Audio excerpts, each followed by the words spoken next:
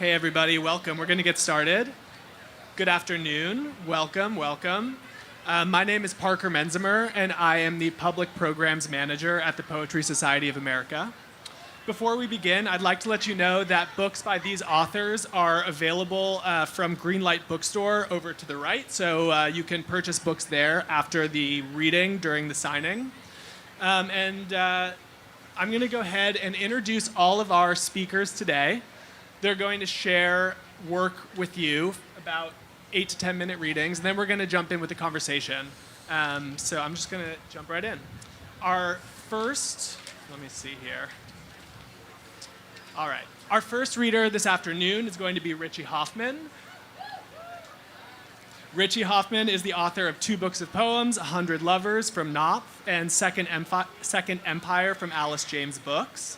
His poetry has recently appeared in the Paris Review, the New Yorker, Poetry Magazine, the Yale Review, and has been honored with a Ruth Lilly and Wallace Stegner Fellowship.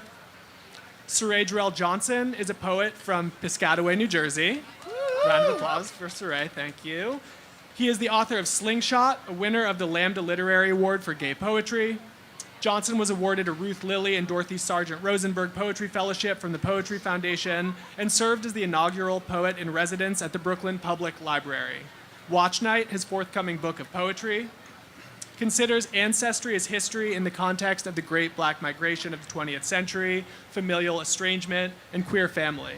He is a 2023 National Endowment of the Arts Creative Writing Fellow. Maggie Millner is the author of Couplets. Her poems have appeared in The New Yorker, The Paris Review, The Nation, Bomb Magazine, The Kenyon Review, Poetry Magazine, and elsewhere. She is currently a senior editor at the Yale Review and a lecturer in writing at Yale. José Olivarez is the son of Mexican immigrants. His debut book of poems, Citizen Illegal, was a finalist for the Penn Gene Stein Award and a winner of the 2018 Chicago Review Books Poetry Prize. It was named a top book of 2018 by Adroit Journal, NPR, and the New York Public Library. Along with Felicia Chavez and Willie Perdomo, he co-edited the poetry anthology, The Breakbeat Poets, Volume 4, Latinx. He co-hosts the podcast, The Poetry Gods. His most recent work is Promises of Gold, which you'll be hearing from today. Please give a hand to our panelists.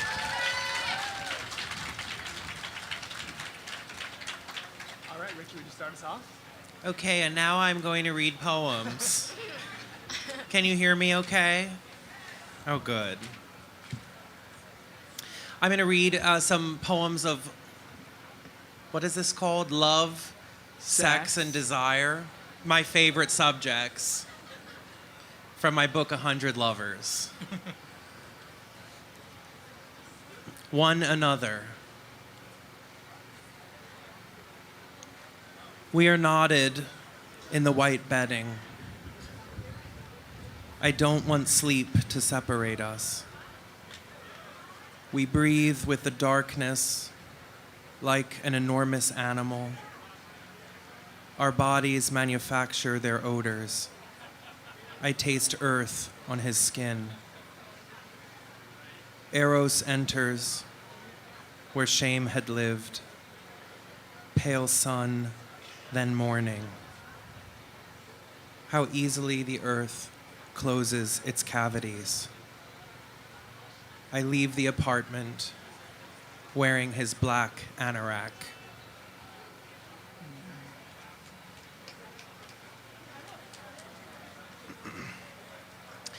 Even though this book is called 100 Lovers, it's, I think, really a book about marriage. Aw, yeah. That's nice. This is called Spring Wedding.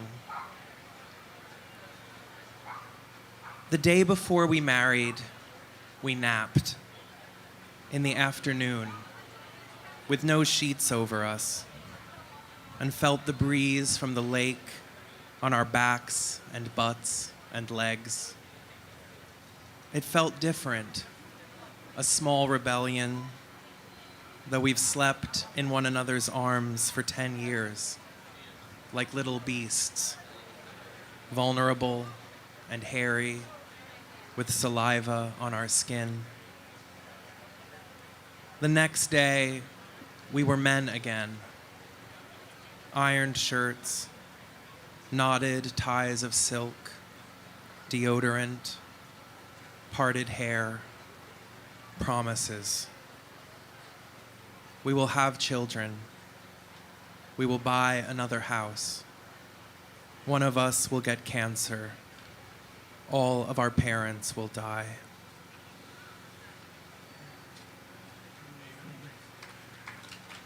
Thank you. My God. One of my friends wanted me to read that at her wedding, but she thought her parents would be too freaked out.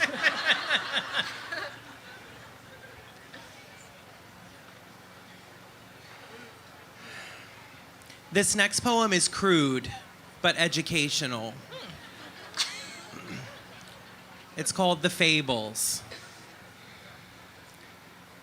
In school, we read a ridiculous story by Aesop. One not involving wise or foolish animals or insects, but one in which a god allocates emotions to the parts of the body, intellect to the mind, love to the heart, etc., etc., until only the asshole is left, to which the god assigns shame. Understandably, shame is unhappy with the accommodations, but it's too late. Shame curses. If Eros should ever seek to occupy that place, I will leave the body for good. This is why homosexuals have no shame, according to Aesop, or one of his Victorian translators. According to me, this is why there is no moral order to my sexual imagination, and why praising my looks and hair and white flesh as I lie with you, then falling silent for days at a time, you really are the master of my pain.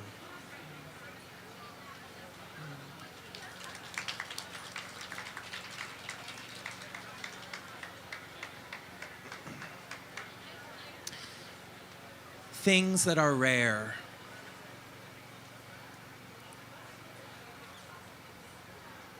It is so easy to imagine your absence. Maybe it is night. We are still handsome. All the young are. It is so easy. Another thing to be beautiful. How gently the curtain falls back down and the room is dark again. The season of in-betweenities. My eyes heavy, my lips numb. Fingerprints on the unjacketed books. Inside the collars of the shirts in the open closet. An affluent night. You've touched everything in my small room.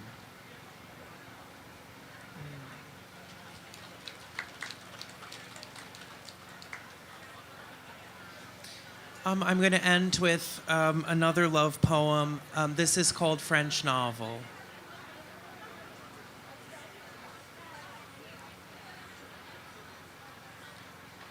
You were my second lover. You had dark eyes and hair like a painting of a man. We lay on our stomachs, reading books in your bed. I emailed my professor. I will be absent from French Novel due to sickness. You put on some piano music.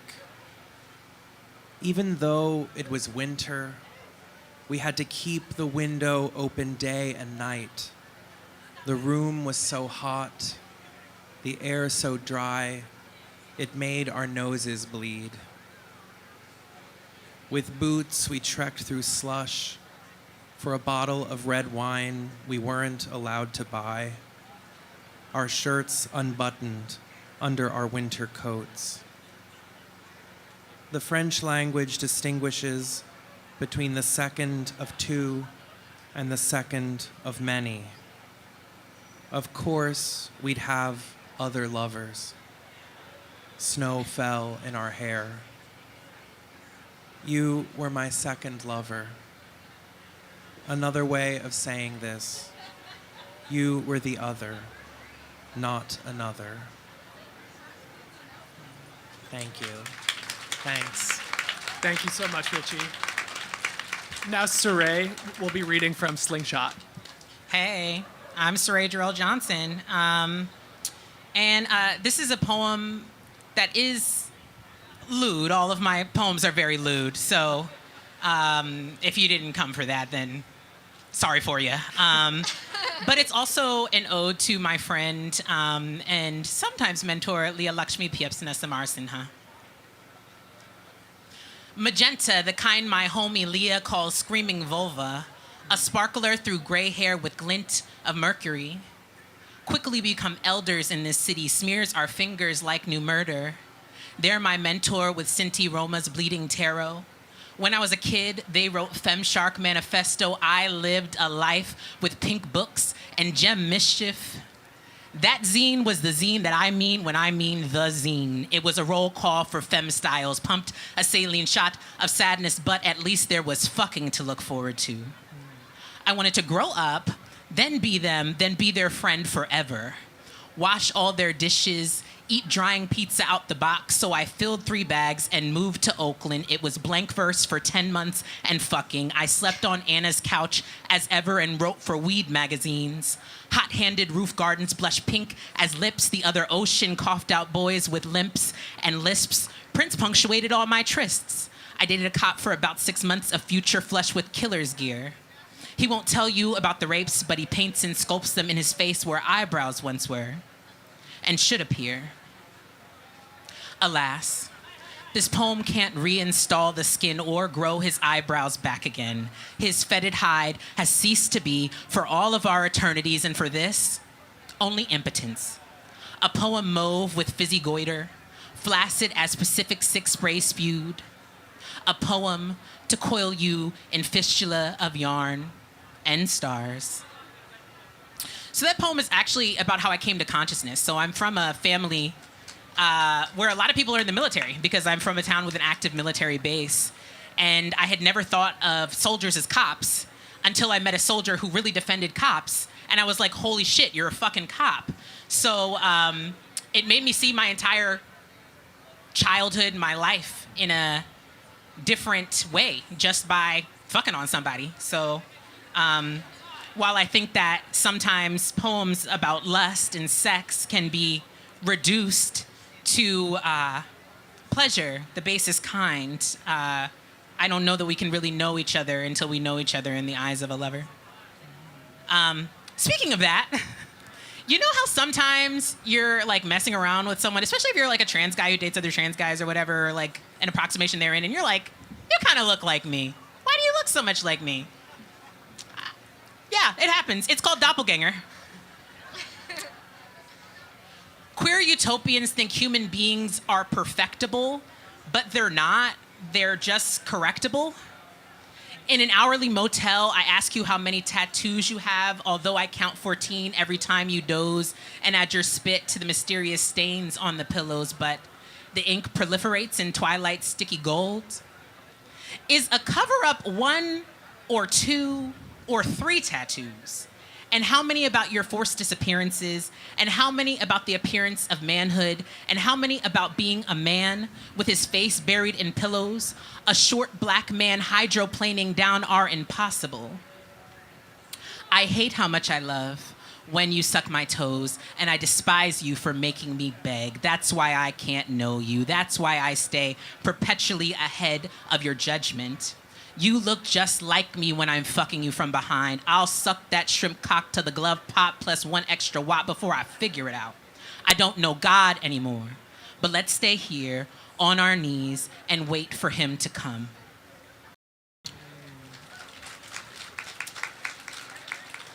So I was lucky enough, after Slingshot came out, I got reviewed in the New York Times, and I was like, oh, well, what are they going to say about the book? And they kept the foot stuff in, and I was like, they kept the foot stuff in. Okay, that's kind of cool. Toe sucking in the Times. Anyways, this last poem is about the devil's polycule, and if you were raised Christian, You probably didn't know that when Satan fell, he took all his boyfriends with him, and their names were Belial and Morningstar and Andromalius and Barakajal and Penamule and Ronob and Zegon, and that is also what this poem is called. Everybody knows I know a secret. I've stared at windows until hands poked through, and I have nursed men left on my doorstep with stern, unshorn nipples like fraying tissue. We learned we could never go home, at least not without making pistols of ourselves. I was made to jaw on your fennel stalk. We were made and raised to raise the fallen and lift them high by their turgid taproots. Everyone's heard I saw 2 king snakes fuck. Everybody knows I know who gets more pleasure. The pleasure arrives for the taker who takes cacophonously, superfluously. The yes, please fuck. The no, go home finish. Yes, please fuck finish, so run home on the white bus clouded by need. Your mama wonders who's been over, says it was a black, she can smell it, must have been that blue magic smeared over your pillowcase. My head shape dented and scented and haunting your fingertips. Anyone but a black, she thinks. Someone pretty and black, my mother hopes. In this scene, no one gets what they have wanted. In this scene, you ask Jeeves penis envy.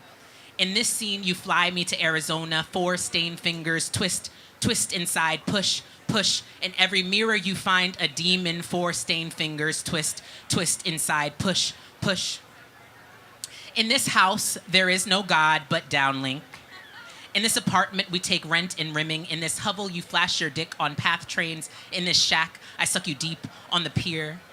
In this delusion, you kiss me in public. In this delusion, I meet your parents. In this delusion, we have soft babies. In this delusion, you keep a steady job. You are hard work. You are brute labor. You are the original sin in house paint and the tripod upon which the Pythia sat, and words repel you, and my tongue does not, and we become sentient and escape and string back into the Gordian knot. You ox cart king. You spiked silver seller turned gold stroker in the fire and tarred woods behind my house, framed in white flame. Antlers draped in tiny lights we learned were beetles. You did it. I let you, and you did it. Blood magic and Hennessy, I'm sorry. I promise you I paid and paid and paid with 8 years of no good dick, with violence. Blood magic and Hennessy, I'm sorry. You must know I loved you in loops. First I'd puke on you, then watch you fold drawers. Little squares of black and red hook houses. Daddy, I look for you in other faces changed by years of no good dick and violence.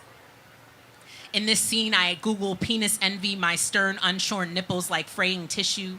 Daddy, I look for you in other faces, 4 stained fingers, twist, twist inside, push, push. You must know that I loved you in loops. Blood magic and Hennessy, I'm sorry. In this hovel, you flash your dick on path trains changed by years of no goodness and violence. In this delusion, I meet your parents, have soft babies, you keep a steady job. Behind our house, framed in white flame, antlers draped with tiny lights we learned were beetles. Everyone's heard I saw 2 king snakes fuck. Everybody knows I know a secret. Thank you.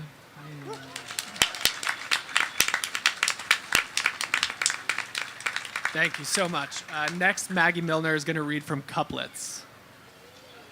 Hi. Oh my gosh, I'm really happy to be reading with 3 poets I admire so much. Thank you for gathering us. This is awesome. I'm going to read 3 poems. I'll pause between them. They're not individually titled. They're part of one kind of long, overarching narrative. 3 of them. I'll jump in.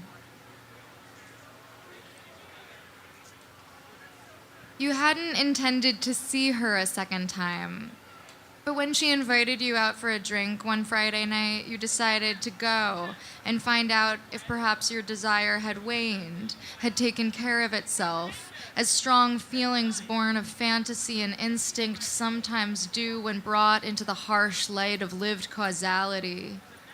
But it was the same thing all over again. Immediately on seeing her, you felt flushed and exposed as if you'd been caught crying.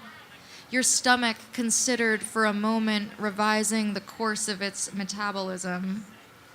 You sat at right angles on a banquette in the corner of the room, brushing knees, then hips, then shoulders. At last call, you were the only people there. Then she asked you to share a cab with her. You did. She asked you to walk her in. You did. She asked you to come upstairs. You did. To get into her bed. You did.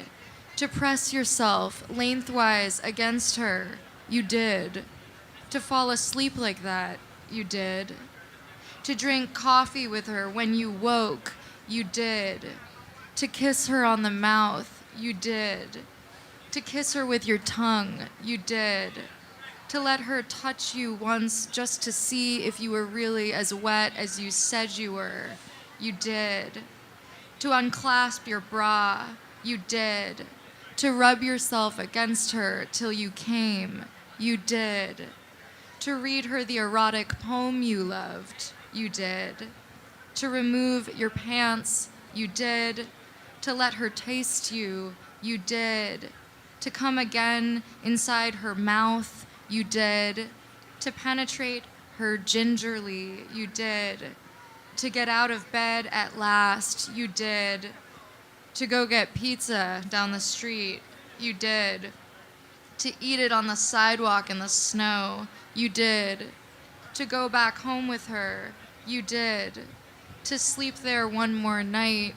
You did. To stay until the sun came up. You did.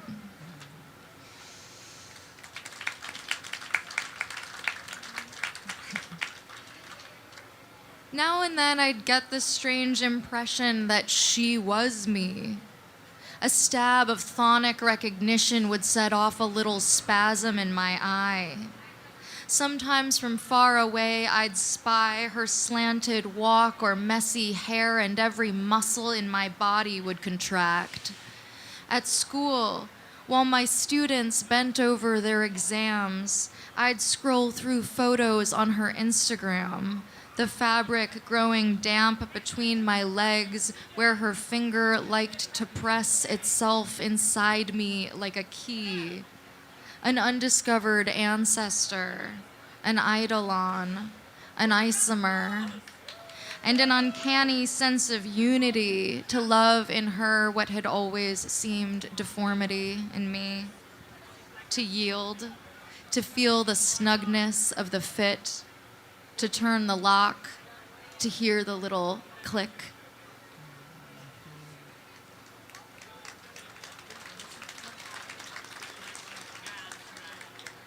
Other times I could feel myself become him. Those tics I'd found most tiresome, his artificial cheer, his trick of going silent in the heat of conflict, or accusing me of being self-indulgent without ever specifying what he meant, suddenly belonged to me, my temper having lifted in our time together some properties of his. His ideas crowded my head as if through an earpiece. His hand's phantom weight guided my own. His scowl in my mirror, and in my microphone his speech, down to the voice's note of spite, the patronizing diagnosis, the words I'd use to scold her when she told a tasteless joke. It was the same old dialectic I had tried to leave behind. This is partly why I thought I'd lost my mind. But when she'd start to plunge into depression, as I've often done, curled in bed or prostrate on the ground, listing all the people she'd let down, it was by remembering how he'd soothed me that I soothed her. And when I held her cheek against my cheek, I was drawing from the well of love he filled. So I became, after all, not him exactly, but a kind of conduit between them, a conversation they conducted with my mouth. And when I was not unbelievably sad, I was moved unbelievably to hold inside me both my lovers and to introduce them to each other, there, in the hollow, just above the heart, among the little folds where the voice starts.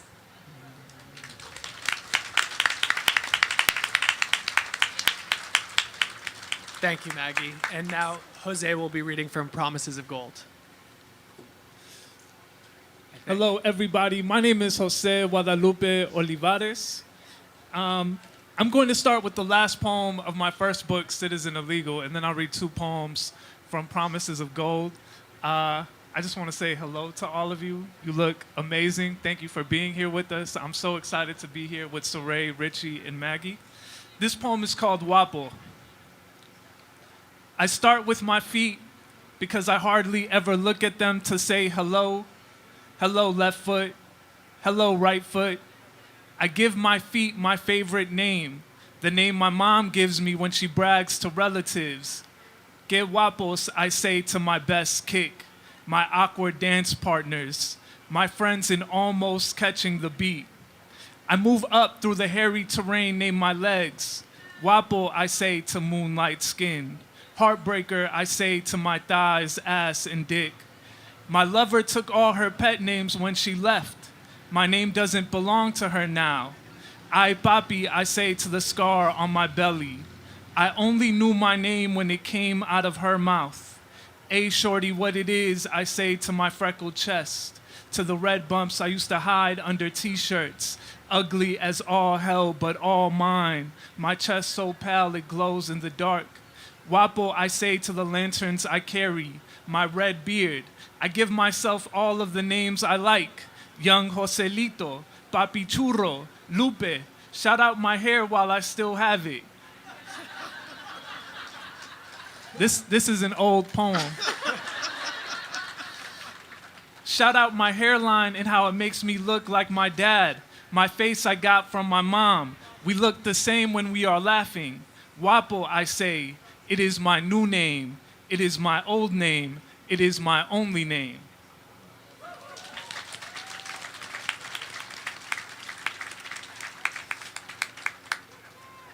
All right, this poem is called Nate Calls Me Soft. It was inspired by my friend Nate calling me soft. Creative titles, you feel me? Nate calls me soft. If we were better at being honest, maybe it wouldn't take a bottle of something strong to make us talk straight. Straight edge as we used to be, driving around in that old Toyota Tercel from open mic to open mic. If I confess that the memory alone makes the corner of my eye itch, would you call me soft? Nate says yes. B says duh. Adam says you were the softest. My therapist says, let's talk about your parents. My brothers say, if all you're gonna do is talk, then pass the blunt. Mexican Jesus says nothing. Mercury is in reggaeton. Do the stars only talk to women? Tonight the stars are hidden by the brash lights of the city, and I want to say my friends can see my softness through all the jokes I crack, but maybe I don't need the stars to be tender. Maybe the next time I see you, I'll slap away the dap, pull you in close, and tell you under the ordinary streetlights how much I love you and that you still ain't shit.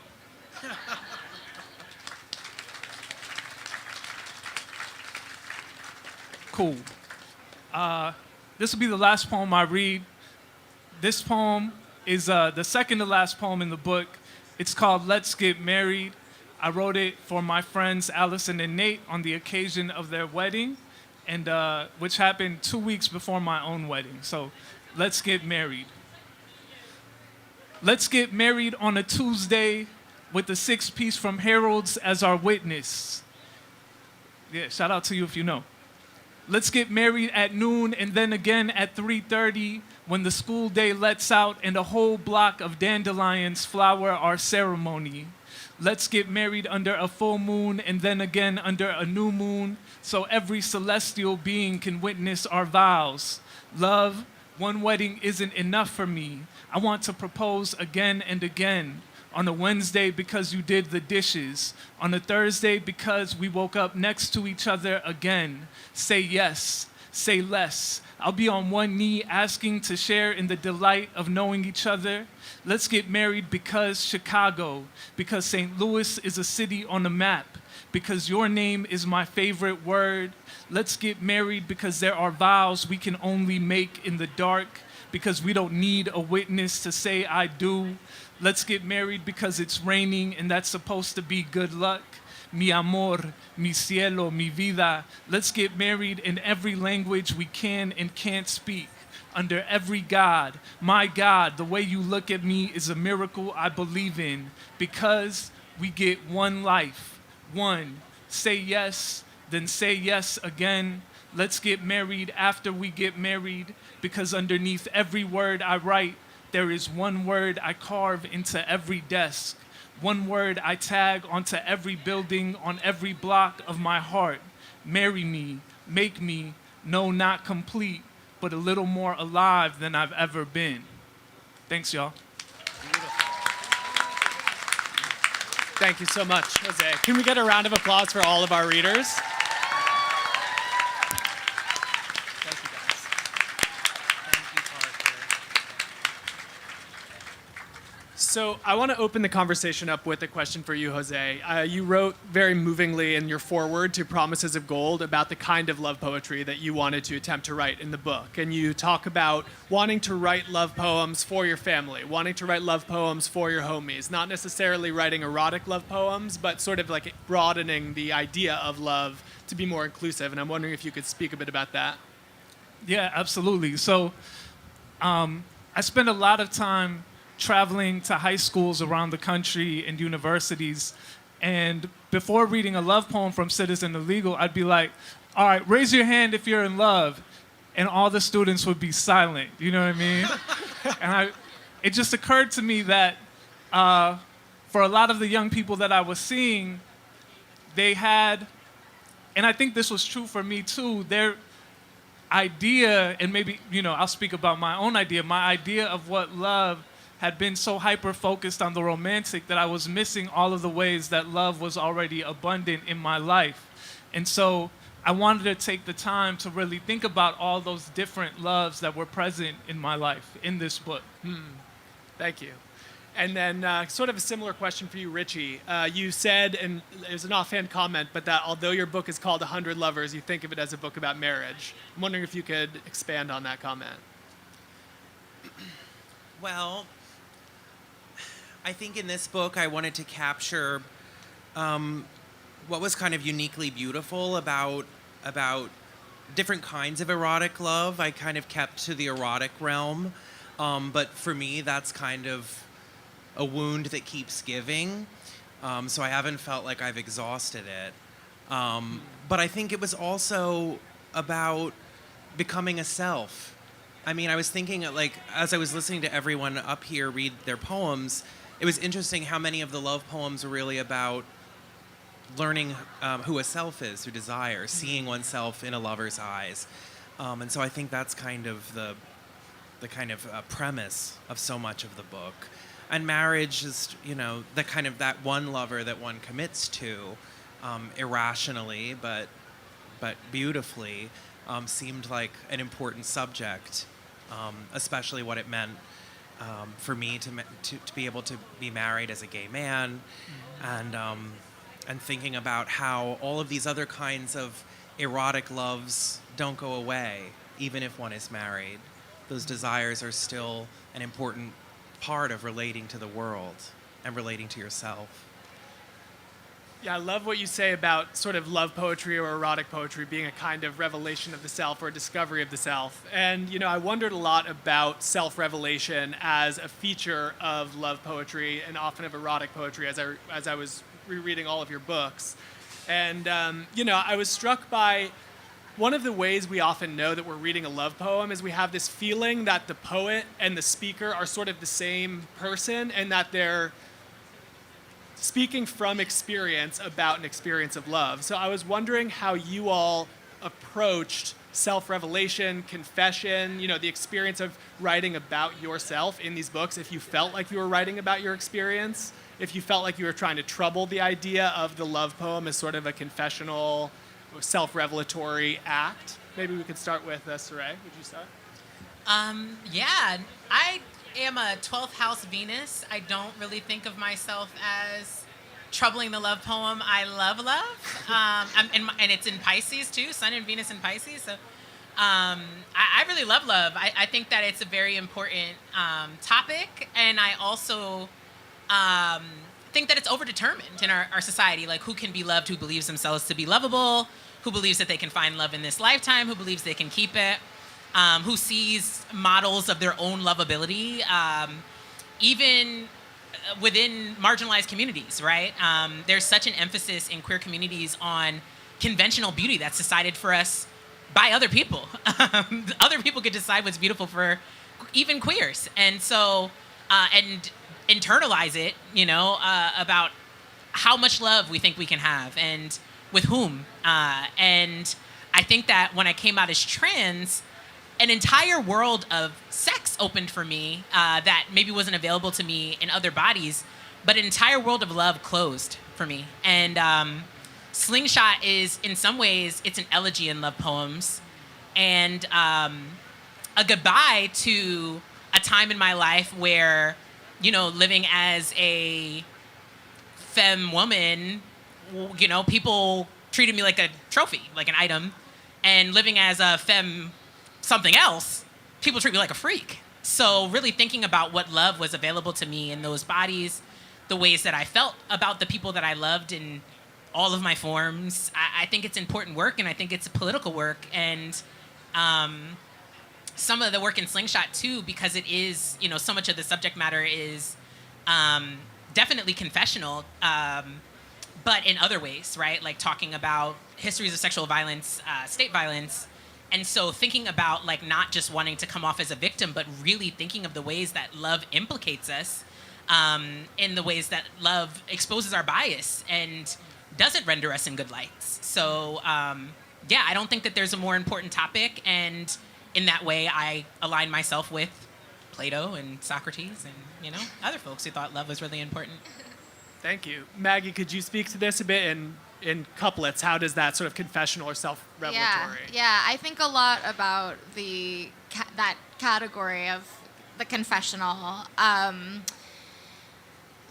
Part of what we imagine, I think, when we imagine a confessional poem is a poem that's ostensibly revealing something true, something more authentic, right, than was previously sayable in poetry, right? That the confessional was the advent of, poetry about psychological distress and interior experience, and suddenly people were disclosing sort of maybe unsavory or slightly sort of like inappropriate kinds of material in poetry that hadn't, that the form hadn't been meant to accommodate in some way. And we think of it, I think as a result of that, we think of it as like being true, like being like, this is like you're getting some kind of unmediated or unfiltered version of a self.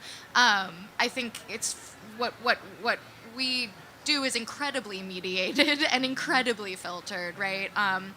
Obviously in this book that's foregrounded using form, right? Using a highly mediated form that doesn't really resemble conversational speech or prose writing, right? It rhymes.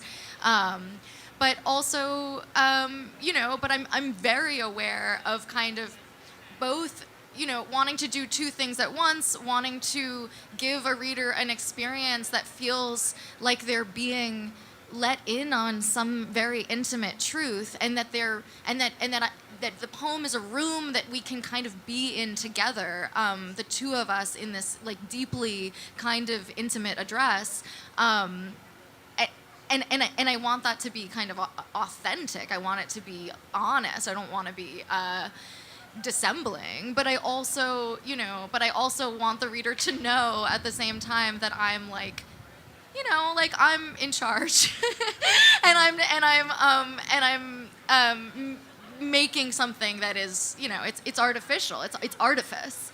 It's a kind of production, right? The question is, are you revealing something? Are you creating something, right? I would say those things are sort of, I want the reader to have a sort of slightly exaggerated experience of being disclosed to, but I don't want them ever to think that they're, that they're getting all of me in some sense either. And I think that's where form and that's where kind of poetic or lyrical language kind of comes in. And we think of love poetry, I think, like in the sort of maybe pre-confessional love poetry is often about, these are poems of seduction. They're poems that are kind of, if you think of a lot of like pre-romantic, like British or English poetry, it's like the purpose of the love poem is to seduce, which is that has a lot of like power relations baked into it, right? That's very much not about the self. It's about the way that poetry is supposed to act on the reader, the one true intended reader who is the beloved. The recipient, the address. Yeah, we exactly. have like Elizabeth Barrett Browning, How Do I Love Thee? Yes, Let me count the waves. Shakespeare. I mean, Right. like all of this. So thinking about the way confessionalism kind of weirds that or queers that or changes that kind of address, I think is something that I'm always thinking about. So you mentioned Shakespeare, famously has a long cycle of sonnets, and the sonnets have sort of different speakers. But Richie, I wanted to ask you have sort of sonnets in your book. You have sort of sonnets. You have these 14-line that's what poems. they're called, sort of sonnets. I'm wondering if you can talk about how you came to that form, how you thought about that form, how you were using it, the lineage of it, if that. Yeah, I mean, I think I was very interested in the lineage of the sonnet as kind of a quintessential instrument of love and erotic poetry. And I think it was important for me to remind myself, like, it's so easy to think about a figure like Shakespeare and just, and think that that we know something about those poems, but I mean, they're not staid at all. We think of them as staid, but they're not staid. They're extremely weird. They're extremely queer. They don't make sense. They have multiple and unknown recipients. I mean, they function in a very strange kind of way. So I wanted to remind myself of that as I was working on these. But I just think from a compositional standpoint, the sonnet just offers a kind of perfect shape to unfurl thought inside. For me, who's undisciplined, a little out of control, it's helpful to know when a poem is going to be ending. You know that at a certain point something has to happen. That's helpful for getting the poems written and teaching me something about poetry. To have the kind of confinement of the form is really useful. Yeah, I'd love to answer that question as Please. someone who also works Please. in the sonnet as a form. The last poem that I read is actually a cycle of 5 sonnets. And I think that one of the things that a sonnet provides that other forms don't provide, even inherited in traditional forms, is that iambic pentameter is the length of a natural breath. And so it is conversational. It is inherently confessional, the sonnet, right?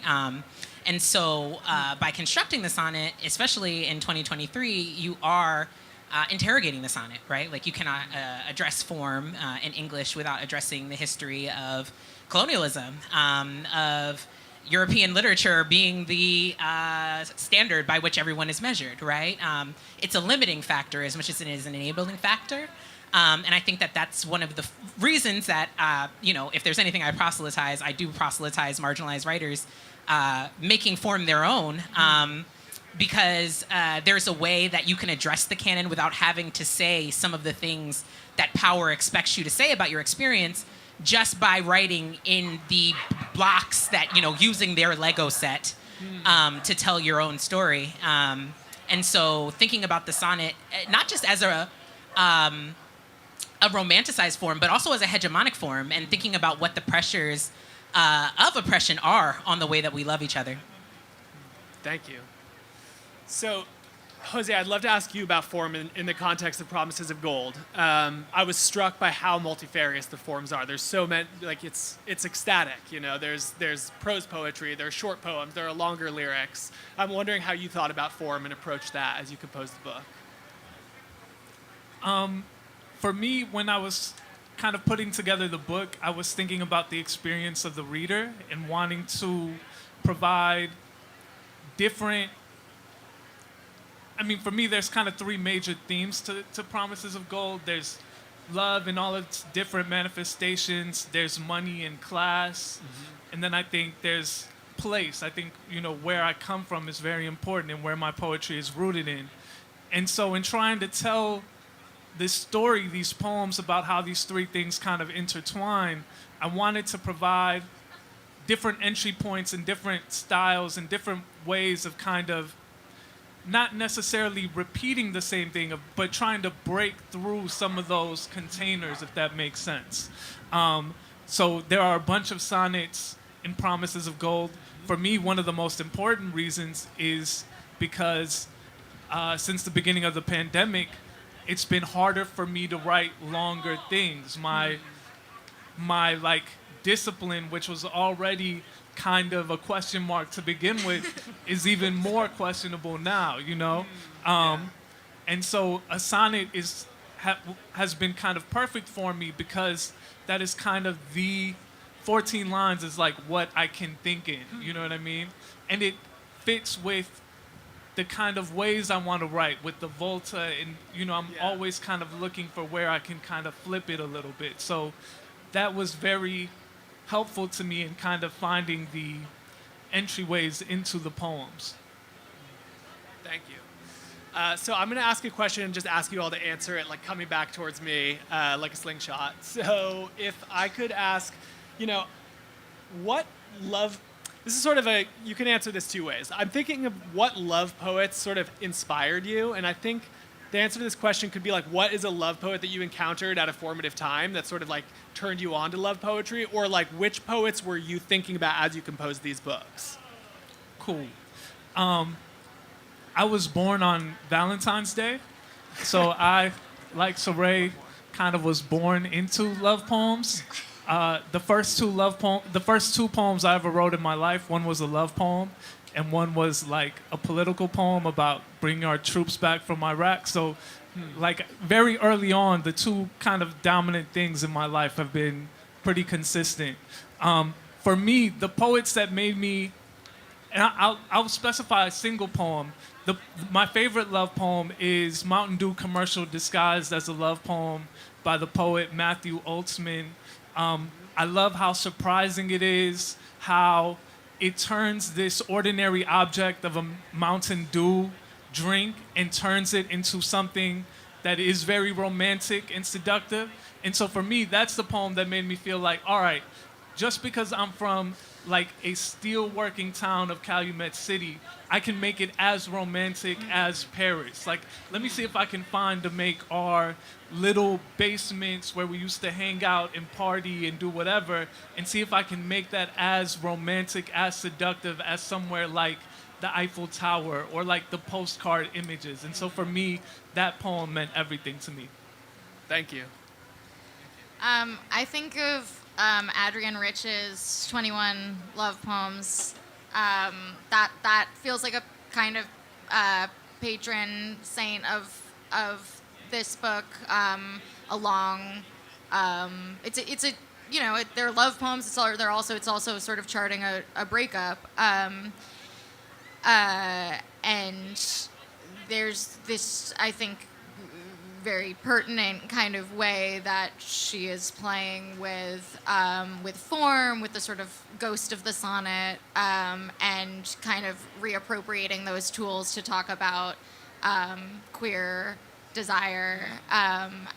The book Love, Grief, and the Changing of the Seasons by Marilyn Hacker is another book I love. That's these incredibly technically virtuosic sonnets about sort of the same thing, being in love, love between women, and about, sort of the arc of a relationship.